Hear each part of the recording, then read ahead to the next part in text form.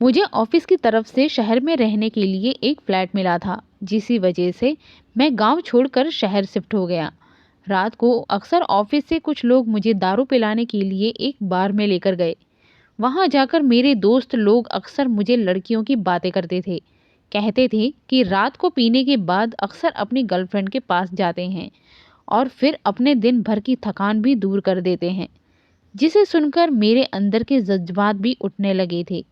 मेरी लाइफ में कोई भी लड़की नहीं थी, लेकिन दोस्त लोगों की यह बातें सुनकर मेरा भी बहुत मन होता था कि कोई मेरी गर्लफ्रेंड बने और मैं भी अपने अरमानों को पूरा करूं।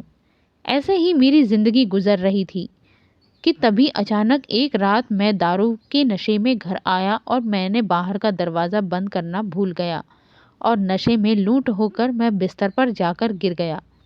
लेकिन फिर मुझे रात के करीबन 3 बजे मुझे किचन में से बर्तन के गिरने की आवाज़ आने लगी। मैं उठकर खड़ा हुआ और जाकर किचन में देखने के लिए गया। किचन में मैंने देखा कि एक चोर मेरे घर पर चोरी कर रहा था। उसने अपना मुंह पूरा अच्छे से ढका हुआ था। चोर को देखकर मेरा अब नशा भी सारा उतर चुका था। अब मैं जब उस चोर को पकड़ने के लिए आगे बढ़ा तो उसका मुंह पर बना कपड़ा मेरे हाथ पर आ गया और जब मैंने उसे देखा तो मैं उसे देखकर मेरे होश उड़ गए, क्योंकि वह चोर कोई और नहीं बल्कि एक लड़की थी जो दिखने में बेहद ही दूध की तरह सफ़ेद थी। उसे देखकर मेरा मन बहुत कुछ करने के लिए होने लगा। मैंने जब उसे पकड़ा तो वह मुझे कहने लगी कि आप मुझे जो सज़ा देंगे वह मुझे मंजूर है, लेकिन आप मुझे पुलिस को मत पकड़वाना। उसे देखकर मेरी नीयत भी अब बिगड़ने लगी थी। मैंने कहा कि तुम कुछ भी करने को तैयार हो, तो वह मेरी बातों का मतलब अच्छे से समझ गई थी। फिर शरारत भरी स्माइल से वह कहने लगी कि हाँ हाँ, मुझे तो मंजूर है। यह सुनते ही मैंने उसका हाथ तुरंत पकड़ा और उसे अपने कमरे में ले गया। और फिर यह कहानी उन दिनों की है जब मैं जबलपुर गांव में रहता था। मेरी उम्र उस वक्त 33 साल की थी। मेरे घर में मेरे माँ बाप और मेरी 2 बहनें भी रहती थी। उन दिनों में कॉलेज से अपनी इंजीनियर की पढ़ाई कंप्लीट कर दी थी और पढ़ाई कंप्लीट करते ही मुझे बहुत अच्छी कंपनी में नौकरी भी मिल गई थी। नौकरी के लिए मुझे गांव से शहर जाना पड़ा। शहर आकर मुझे कंपनी की तरफ से एक नया फ्लैट भी मिला था। उन दिनों मैं बहुत ही ज़्यादा अपनी ज़िंदगी में खुश था, क्योंकि गांव में रहकर अक्सर हम बहुत ज़्यादा गरीबी की ज़िंदगी देखी थी। मेरे माता पिता अक्सर मुझे हमेशा यही कहा करते थे कि रितेश, अगर ज़िंदगी में कुछ कर पाओगे तभी हमारे हालात भी अच्छे हो जाएंगे और हम तुम्हारी छोटी बहनों की शादी भी कर सकते हैं। हमारे घर के हालात बहुत ही ज़्यादा ख़राब थे। मेरे मम्मी पापा ने मुझे बहुत ही मुश्किल से आगे की पढ़ाई करवाई थी। मैं हमेशा ज़्यादातर अपनी पढ़ाई की तरफ बहुत ही ज़्यादा ध्यान देता था। अक्सर कॉलेज में लड़के लड़कियां एक दूसरे के साथ घूमते फिरते थे। मेरे दोस्त हमेशा मुझे यही कहा करते थे कि तुम इतना पढ़कर कहाँ जाओगे और इन दिनों को एंजॉय करो और तुम भी कॉलेज में किसी लड़की को अपनी गर्लफ्रेंड बना लो ताकि तुम भी हमारी तरह मज़े ले सको। लेकिन मैं उन सबकी बातों को इग्नोर कर देता था, क्योंकि मुझे अपने परिवार की बहुत ज़्यादा चिंता सताती थी। मैं यही सोचता था कि ज़िंदगी के मज़े तो मैं बाद में भी ले लूँगा, पहले मुझे अपनी पढ़ाई कंप्लीट करनी है और फिर एक नौकरी हासिल करनी है। इसी वजह से मैंने कभी भी लड़कियों की तरफ ज़्यादा ध्यान नहीं दिया। कॉलेज में एक लड़की थी जो मुझसे बहुत मोहब्बत करती थी, लेकिन मैंने कभी भी उसकी तरफ ध्यान नहीं दिया। अक्सर वह बहाने से मेरे करीब आती थी और मेरे बदन को छूने की कोशिश भी करती थी। मैं हमेशा उससे दूरी बनाकर रखता था, क्योंकि मुझे अपना ज़्यादा ध्यान पढ़ाई पर ही देना था। कॉलेज कंप्लीट करने के बाद ही मैंने तुरंत नौकरी के लिए अप्लाई कर दिया था और मेरी किस्मत इतनी अच्छी थी कि मुझे तुरंत एक बहुत ही अच्छी कंपनी में नौकरी भी मिल गई। मेरे माँ बाप का आशीर्वाद लेकर मैं शहर की तरफ रवाना हो गया। कंपनी ने मेरे बहुत ही अच्छे अच्छे नए दोस्त भी बन गए थे। कॉलेज की तरह मैं भी कंपनी में अपना सारा ध्यान काम की तरफ लगाता था, जिससे देखकर मेरे दोस्त मुझे अक्सर कहा करते थे कि पूरी ज़िंदगी तुम काम ही करते रहोगे या फिर हम लोगों के साथ कहीं घूमने भी चलोगे।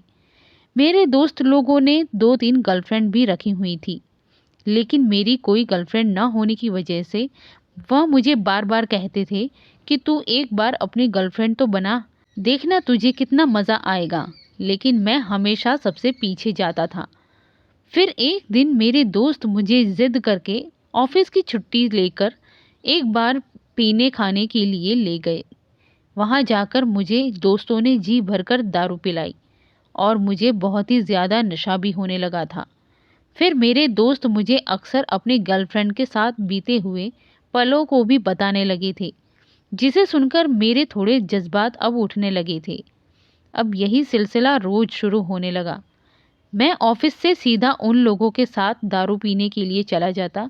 मुझे यही ज़िंदगी बहुत ज़्यादा अच्छी लगने लगी थी। रात को अक्सर मेरे दोस्त लोग मुझे वह सारी वीडियो भी दिखाया करते थे। मेरी ज़िंदगी यूं ही अब गुजरने लगी थी। अब मैं रोज़ यही सब करता था। अब मेरा ध्यान अपने माँ बाप के ऊपर से भी जा चुका था। मुझे अपने माँ बाप और बहनों की बिल्कुल भी चिंता नहीं थी। संडे के दिन मेरे दोस्त लोग अपनी गर्लफ्रेंड के साथ मेरे फ्लैट पर आ जाते थे, फिर खूब मज़े करते। उन सबको देखकर मेरे भी तन बदन में अब आग सी लगने लगी थी। मेरा भी बहुत मन करता था कि काश अब मेरी कोई गर्लफ्रेंड हो, मैं भी उसके साथ इन्हीं पलों को गुजारूं। मेरे दोस्त अक्सर लोग अपनी गर्लफ्रेंड की दोस्त के साथ मेरा चक्कर चलाने की कोशिश किया करते थे, लेकिन मुझे उनमें से कोई भी लड़की पसंद ही नहीं आती थी। मैं हमेशा हर महीने के पैसे अपने माँ बाप के खाते में लगा देता था, लेकिन मैं उनसे कोई भी बातचीत नहीं करता था और शहर में आकर मैं अपनी इसी ज़िंदगी में पूरे तरीके से डूब चुका था। लेकिन मुझे यह नहीं पता था कि मेरी ज़िंदगी मुझे उस मोड़ पर ले जाएगी जहाँ सब कुछ बदल जाएगा। एक रात मैं दारू पी के घर वापस आया और घर का दरवाज़ा लॉक करना भूल गया। मैं नशे में चूर जाकर बिस्तर पर गिर गया। मुझे कोई होश भी नहीं रहा। लेकिन फिर अचानक पूरा 3 बजे रात को मुझे किचन के बर्तन गिरने की आवाज़ आने लगी। मैं अचानक उठा और सोचने लगा कि आखिर आवाज़ कहाँ से आ रही है। मैं धीरे धीरे अब कदम बढ़ा रहा था। मेरा नशा भी अब पूरा उतर चुका था। मुझे अब लगने लगा कि शायद घर में कोई चोर घुस आया है। जब मैं धीरे धीरे कदम बढ़ाते हुए किचन की तरफ गया तो सामने चोर को चोरी करते हुए देखा। चोर ने अपना चेहरा पूरा कपड़े से बांधा हुआ था और घर की लाइट भी ऑफ थी, जिसकी वजह से अच्छे तरीके से दिख नहीं पा रहा था। मैं चुपके से पीछे से जाकर उसके खड़ा हो गया और जाकर उसको अच्छे से पकड़ लिया। वह चोर भी अपने आप को पूरी तरह कोशिश कर रहा था छुड़ाने की, लेकिन मैंने उसके दोनों हाथों को पकड़कर उसके चेहरे पर पड़े नकाब को हटा दिया। लेकिन जैसे ही मैंने उस चोर को देखा तो मैं तो पूरा चौंक कर रह गया। मेरे पूरे होश उड़ चुके थे जब मैंने सामने एक लड़की को खड़ा पाया। वह लड़की मुझे अपना हाथ छुड़ाने की पूरी कोशिश कर रही थी, लेकिन मैं बस उसे देखता ही जा रहा था। जब उसे लड़की ने अपने आप को बचाने के लिए मेरे पाँव पर अपना पाँव मारा तो मैं अचानक ही उसका हाथ छोड़ दिया। मैंने उस लड़की से पूछा कि तुम यहाँ पर क्या कर रही हो? फिर वह मुझे कहने लगी कि मुझे माफ़ कर दो, लेकिन मुझे पुलिस से मत पकड़वाना, और यह कहते हुए खूब ज़ोरों से रोने लगी। उस लड़की का रोना देखकर मैंने तुरंत उसे सोफे पर बिठाया, पर मैंने कहा कि तुम घर के अंदर कैसे आई? तो वह मुझे कहने लगी कि घर का दरवाज़ा खुला हुआ था तो मुझे भूख लग रही थी, जिसकी वजह से मैं चुपचाप घर के अंदर दाखिल हो गई। मुझे नहीं पता था कि आप घर में हैं, नहीं तो मैं कभी नहीं आती। यह सुनकर मैंने उससे कहा कि तुम दिखने में तो मुझे ठीक ठाक लगती हो, किसी भी एंगल से तो मुझे चोर नहीं लगती। आखिर ऐसी क्या मजबूरी आन पड़ी जो तुम्हें यह काम करना पड़ा? लेकिन वह मुझे कहने लगी कि वह मैं आपको नहीं बता सकती, लेकिन अभी मुझे बहुत ही ज़्यादा भूख लगी है। एक दूध के पैकेट की ज़रूरत है। अगर आप मेरी मदद कर सकते हैं तो मैं आपकी भी ज़्यादा आभारी रहूँगी। यह सुनकर मैंने उससे कहा कि तुम्हारी मदद तो ज़रूर कर दूँगा, लेकिन तुम रहती कहाँ हो?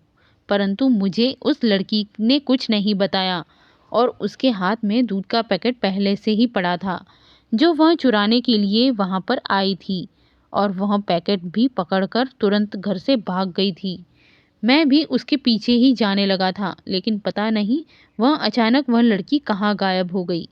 मैंने घर का दरवाज़ा लॉक किया और वापस अपने कमरे की तरफ चला गया। कमरे में जाकर मैंने उस लड़की के बारे में सोचने लगा। आज पहली बार किसी लड़की को देखकर मेरे दिल में जज्बात उठने लगे थे। मुझे कोई लड़की पसंद आने लगी थी, लेकिन वह आखिर लड़की कौन थी, कहाँ से आई थी और कहाँ गई, मुझे इसके बारे में कुछ नहीं पता था। मैं बहुत ज़्यादा मायूस भी हो गया था और यही सोचते सोचते कब मैं सो गया मुझे कुछ मालूम ही नहीं। सुबह उठकर मैं फिर ऑफिस के लिए निकल गया। ऑफिस जाकर मेरे दोस्त ने मुझे आज फिर दारू पिलाने की बात की, लेकिन मैंने उनकी बात को इनकार कर दिया और वापस अकेला चुपचाप घर को आ गया। घर आने के बाद मैंने देखा कि वह लड़की फिर से मेरे घर के दरवाजे पर बैठी रो रही थी। उसे देखकर मैं अचानक उसके पास गया और मैंने उससे कहा कि तुम्हें फिर आज क्या हुआ? तुम तो कल भाग गई थी ना? फिर वह मेरे आगे हाथ जोड़कर कहने लगी कि मुझे एक पैकेट दूध की ज़रूरत है। अगर आप मेरी मदद कर देंगे तो भगवान आपका बहुत अच्छा करेगा। ये सुनकर मैंने उसके आगे कुछ नहीं कहा और चुपचाप उसे घर के अंदर ले गया। अब मैं घर के दरवाजे को अंदर से लॉक कर दिया था। फिर मैंने उसे सोफे पर बिठाया और आराम से उससे बातें करने लगा। मैंने कहा कि तुम चाहो तो मैं तुम्हारी मदद कर सकता हूँ, लेकिन तुम मुझे जब तक बताओगी नहीं तो मैं तब तक कैसे जानूंगा कि तुम्हें क्या परेशानी हो रही है। लेकिन वह लड़की थोड़ी घबराई सी लग रही थी। शायद उसे मुझ पर विश्वास नहीं था। वैसे विश्वास दिलाने की पूरी कोशिश कर रहा था कि वह मुझ पर भरोसा कर सकती है। फिर कितनी देर के बाद पर लड़की मुझसे कहने लगी, मैं आपको सारी बात बताती हूँ। मेरा एक भाई था जो कि हम दोनों बहनों का बड़ा था। मेरी बहन एक विधवा औरत है और मैं सबसे छोटी हूँ। माँ बाप ने मेरे भाई के पीछे सारी ज़मीन जायदाद बेचकर उसे पढ़ा लिखा कर इस काबिल बनाया ताकि वह हम सबकी ज़रूरत को पूरा कर सके। लेकिन जब तक वह हमारे साथ था तब तक तो वह ठीक रहा था, लेकिन जब काम के सिलसिले में शहर रहने लगा तो वहाँ जाकर वह बिगड़ गया। वह पूरा दिन रात नशा करने लगा और उसने एक बार भी मुड़कर अपने माँ बाप को नहीं देखा और ना ही हम दोनों बहनों को। मेरे माँ बाप बहुत ही बूढ़े हो चुके हैं और वह इस उम्र में भी काम नहीं कर सकते हैं। मेरी बहन का बेटा अभी छोटा है, उसे दूध की बहुत ज़्यादा ज़रूरत होती है और मेरे पास इतने पैसे भी नहीं होते कि मैं कहीं से जाकर खरीद लूँ। मैं इतनी पढ़ी लिखी भी नहीं हूँ कि मैं जाकर कोई नौकरी भी कर लूँ। मैं परेशान होकर लोगों के आगे भीख भी मांगने गई थी, लेकिन कुछ लोगों ने तो मुझे गलत निगाहों से देखने लगे। इसी वजह से मैंने सोचा कि मैं रात को किसी के घर जाकर दूध का पैकेट चुरा लूँगी। लेकिन कल रात आपके घर आकर मैं पकड़ी गई थी। लेकिन आज फिर मुझे दूध के पैकेट की बहुत ज़्यादा ज़रूरत है। मेरी बहन का बेटा सुबह से भूखा है और वह बहुत ज़ोरों से रो रहा है। मेरी बहन की तबीयत भी ठीक नहीं है, इसलिए वह उसे अपना दूध नहीं पिला सकती। अगर आप मेरी मदद कर देंगे तो मैं आपकी बहुत ही ज़्यादा शुक्रगुजार रहूँगी। इन सारी कहानी को सुनकर मेरी आंखों से आंसू गिरने लगे थे। मैंने उसे किचन से जाकर 5 पैकेट दूध के निकाल कर दे दिए और मैंने कहा कि यह तुम्हारे लिए 3-4 दिन के लिए तो हो ही जाएंगे और तुम्हें आगे से परेशान होने की कोई ज़रूरत नहीं है। अगर तुम्हें और कोई भी चीज़ की ज़रूरत हो तो तुम मुझे ज़रूर बता देना। यह सुनते ही उसके चेहरे पर मुस्कुराहट आ गई और वह चुपचाप उन पैकेट को लेकर अपने घर की तरफ चली गई। लेकिन आज मैंने जब उस लड़की का पीछा किया था, मैंने सोचा था कि मैं जाकर देखूं यह लड़की सच बोल रही है या फिर झूठ। मैं जब उसके पीछे पीछे गया तो एक घर के अंदर गई थी जहां पर उसके मम्मी पापा बिस्तर पर लेटे हुए थे। वह लोग बहुत ही ज़्यादा बुजुर्ग हो चुके थे। उसकी बहन का बेटा भी घर पर ज़ोरों से रो रहा था। देखने से तो ऐसा लग रहा था कि लोगों के हालात बहुत ज़्यादा खराब हो रहे हैं। यह सब देखकर मैं वापस अपने घर आ गया और घर आकर मैंने मन ही मन सोच लिया कि माँ बाप अपने लड़के को पढ़ाने के लिए कितनी कठिनाइयों का सामना करते हैं, लेकिन फिर भी औलाद उन्हें आखिर में आकर धोखा दे ही जाती है। और कहीं न कहीं मैं भी अपने माँ-बाप को धोखा दिया जा रहा था। मैं भी जब से शहर आया था, मैं दारू के नशे में इतना लत था कि मैं अपने माँ-बाप से भी बात करनी भी छोड़ दी थी। मुझे मेरी गलती का एहसास होने लगा था। इसी वजह से मैंने तुरंत फ़ोन निकाला और अपने घर पर फ़ोन किया। मैंने अपने माँ-बाप से भी माफ़ी माँगी और कहा कि मैं जल्द ही गाँव वापस आऊँगा और आपकी बहू को लेकर। यह सुनकर मेरी माँ मुझसे कहने लगी कि क्या तुमने शादी कर ली? लेकिन मैंने कहा कि माँ नहीं, मैं अभी आपको बता रहा हूँ, लेकिन कुछ दिनों के बाद मैं ज़रूर कर लूँगा। माँ मुझसे कहने लगी, अगर तू चाहे तो हम लड़की वालों के घर चलते हैं और उनसे तेरा हाथ मांग लेते हैं। लेकिन मैंने कहा कि माँ, उसमें आपको ज़्यादा परेशान होने की ज़रूरत नहीं है। मैं आपको जल्दी उस लड़की से मिलवा भी दूंगा। यह कहकर मैंने फ़ोन रख दिया था। अब मैंने सोच लिया था कि मुझे आगे क्या करना है। मैंने बीते हुए पलों को वापस नहीं ला सकता था, लेकिन मैं अपनी ज़िंदगी को सुधारना चाहता था और एक नई ज़िंदगी की शुरुआत भी करना चाहता था। इसी वजह से मैं सुबह उठकर उस लड़की के घर चला गया। जब उस लड़की की दीदी ने दरवाज़ा खोला, तो वह लड़की पीछे ही खड़ी थी और मुझे देखकर चौंक गई। बस लड़की के घर के लिए काफ़ी सारा सामान भी लिया था। वह सारा सामान घर के अंदर दाखिल होते ही साइड टेबल पर रख दिया था। उस लड़की के माँ-बाप मुझे हैरानी भरी नज़र से देखने लगे थे। मैंने उनके पैर छूते हुए कहा, मुझे पता है कि आप लोग मुझे नहीं जानते। मैंने उन्हें कहा कि मैं आपकी लड़की का हाथ मांगने के लिए आया हूँ। यह सुनकर वह लोग चौंक गए। वह कहने लगे कि पहली बात तो हम तुम्हें नहीं जानते और दूसरी बात, तुम हमारे घर के हालात देख ही रहे हो, तो तुम हमारी बेटी के साथ शादी क्यों करना चाहते हो? मैंने उस लड़की के पिता को हम दोनों की मुलाकात की सारी बात बता दी। यह सुनकर वह बहुत ही दुखी हुए और कहने लगे, हमारे घर के हालात बहुत ख़राब हो चुके हैं। अगर हमारा खुद का बेटा ऐसा ना करता तो शायद मेरी बेटी को इसकी नौबत भी नहीं आती। यह सुनकर मैं लड़की के पिता का हाथ पकड़ लिया और कहने लगा कि आपको ज़्यादा निराश होने की बिल्कुल भी ज़रूरत नहीं है। मैं आपकी परेशानियों का हल निकालना चाहता हूँ। इसी वजह से मैं आपकी बेटी का हाथ मांगने के लिए आया हूँ। आप मुझे भी अपना बेटा ही समझ सकते हैं। फिर उन्होंने कहा कि वह कुछ देर अपनी फैमिली से बात करेंगे, फिर उसके बाद मुझे कुछ जवाब देंगे। वार्तालाप के बाद उन लोगों ने मुझे शादी के लिए हाँ कर दी और कहा कि हम शादी धूमधाम से तो नहीं कर सकते हैं। यह सुनकर मैंने उन्हें कहा कि आप जैसा चाहते हैं मैं वैसा ही करूँगा। फिर उसी दिन शाम को मंदिर में जाकर हम दोनों की बड़ी ही सादगी के साथ शादी करवा दी गई और मैं उस लड़की को लेकर अपने घर आ गया। सुहागरात की पहली रात में लड़की का घूंघट ओढ़े कमरे में बैठी हुई थी। उसके दिलों की धड़कनें तेज हो रही थी।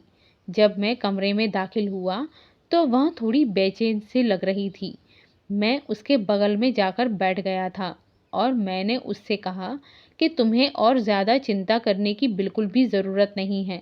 मैं तुम्हें तभी हाथ लगाऊंगा। फिर वह कहने लगी कि आपने मुझसे शादी मेरी मदद के लिए की है या फिर मैं उसकी बात का मतलब अच्छे से समझ चुका था। इसी वजह से मैंने तुरंत कहा कि नहीं, मैं तुमसे मोहब्बत करने लगा हूँ। पहली नज़र में मैं तुम्हें दिल दे बैठा हूँ। इसी वजह से मैं तुमसे शादी करने के लिए हाँ की थी। मुझे पता है कि अगर मैं तुम्हारी मदद ऐसे करूँगा तो तुम इसे इनकार कर दोगी। अगर मैं तुम्हारा पति बन गया तो तुम्हें मेरी मदद करने से कोई दिक्कत भी नहीं होगी। मैं तुम्हारे परिवार की मदद करना चाहता हूँ। यह सुनकर उसके चेहरे पर मुस्कुराहट आ गई थी। वह मुझे कहने लगी कि आप इतने अच्छे इंसान हो सकते हैं, मैंने कभी सोचा भी नहीं था। फिर वह लड़की खुद मेरे सीने से जा लगी और फिर हम दोनों ने वही किया जो आखिर सुहागरात की रात पति पत्नी करते हैं। मैंने आज कई घंटे तक अपने जन्मों की प्यास को बुझाया था। सुबह मैं वापस उसे अपने साथ अपने गांव ले गया और गांव आकर मैंने अपने मम्मी पापा से भी उसे मिलवाया था। मम्मी पापा उसे लड़की को देखकर बहुत ही ज़्यादा खुश हो गए थे। वह भी मुझे कहने लगे कि तुमने तो लड़की हीरे जैसी चुनी है। अब मैं अपनी मम्मी पापा का और अपने सास ससुर का भी अच्छे से ख्याल रखने लगा और उन सब की ज़रूरत को पूरा करने लगा। अब सभी लोग आपस में बहुत ही ज़्यादा खुश थे। अब हमारी शादी को पूरे 1 साल हो चुका था और मेरी पत्नी ने एक बहुत ही प्यारे से बेटे को जन्म दिया था, जिसका नाम हमने रोहित रखा था। तो दोस्तों, आप लोगों को ये कहानी कैसी लगी हमें कमेंट करके ज़रूर बताइएगा। अगर आप हमारे चैनल पर नए आए हैं तो हमारे चैनल को लाइक एंड सब्सक्राइब करके जाइएगा। धन्यवाद।